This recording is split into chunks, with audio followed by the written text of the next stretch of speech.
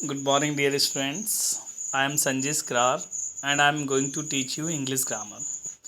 English grammar में हम लोगों ने क्या क्या कंप्लीट कर लिया है? पार्ट्स ऑफ स्पीच में noun, pronoun, adjective, verb, adverb, preposition, conjunction and आज हम पढ़ेंगे इंटरजेक्शन. ठीक है, तो ये वेरी इंपॉर्टेंट टॉपिक है इंग्लिश ग्रामर का, तो इसे आप विशेष करके ध्यान से पढ़िए. और कुछ वर्ड्स हैं जो हमें लर्न करना होता है, बाकी ज़्यादा कुछ स्पेशल नहीं है. ठीक है, चलिए लेट्स स्टार्ट. सबसे पहले हम देखेंगे कि यहाँ कुछ वर्ड्स दिए गए हैं, कुछ सेंटेंसेस दिए गए हैं जिनमें some words are in red colour, they all are interjection. अब देखिए हम इसका कहाँ यूज़ करते हैं, कौन कौन से वर्ड्स दिए गए हैं. Hurray, alas, oho, aha, bravo, lo, hark, hush, welcome and hello. ये these all words are interjection. और इन वर्ड्स का कहाँ पर और कैसे यूज़ करना है वो हमें आज सीखना है. Hurray we have won the match. Hurray we have won the match. तो जब भी आप कोई खुशी की बात होती है तब हम किसका यूज़ करते हैं, हुर्रे का. Alas I am done.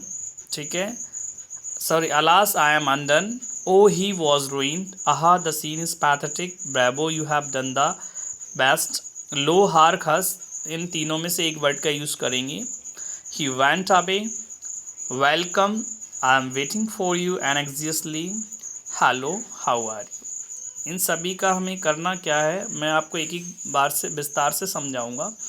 उपरोक्त वाक्यों में आए शब्द hurray, alas, oho, aha, bravo, lo, hark, हस, ये सभी वर्ड्स वेलकम तथा हेलो पर विचार कर रहे हैं.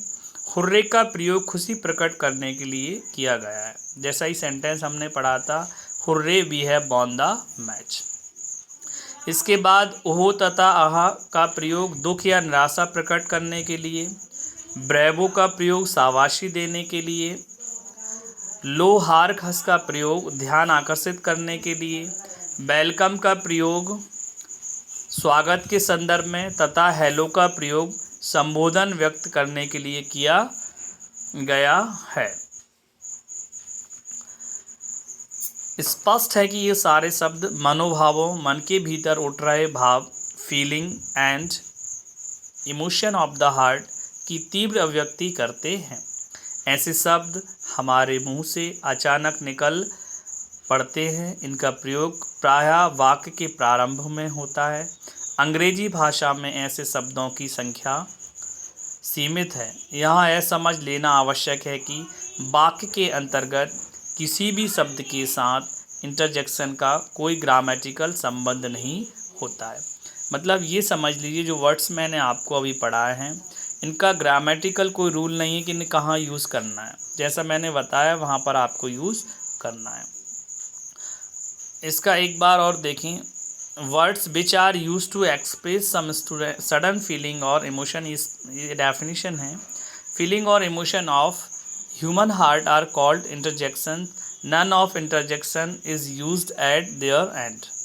इंटरजेक्शन इसके एंड में कभी भी यूज़ नहीं होता है. देखिए, वैसे सब जो मानव हृदय के आकस्मिक भावों यथा प्रसन्नता, दुख, आश्चर्य इत्यादि की अभिव्यक्ति करते हैं, इंटरजेक्शंस कहलाते हैं. इनके अंत में नन ऑफ इंटरजेक्शन का प्रयोग होता है. जी, ये आपको दिख रहा है,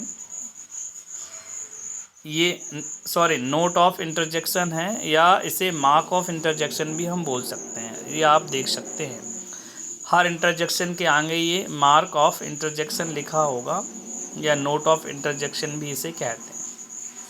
इसमें देखिए एग्जाम्पल्स में हुर्रे, हार्क, पुहू पुहू को क्या बोलते हैं, राम रे राम. ठीक है, alas, aha, hush, bravo, oho, well done, shame shame, wonderful, welcome, hello, fie fie. Fie fie को बोलते हैं छी छी. लो, हाय और हो, ये सभी words all are interjections. Clear हो गए हैं. ठीक है, और इनमें हमें विशेष करके ये नोट ऑफ इंटरजेक्शन देखना है, जहाँ पर भी इन वर्ड्स का यूज़ किया जाता है इसके जस्ट आफ्टर हमें क्या, what we have to use, we have to use note of interjection after these interjections. ये आप एक बार साइन फिर देख सकते हैं. ये नोट ऑफ इंटरजेक्शन का साइन है, ठीक है। इसको after interjections you have to use. Clear my dear students? आप इसे 1-2 बार रिवाइज करेंगे तो प्रॉपर समझ में आएगा।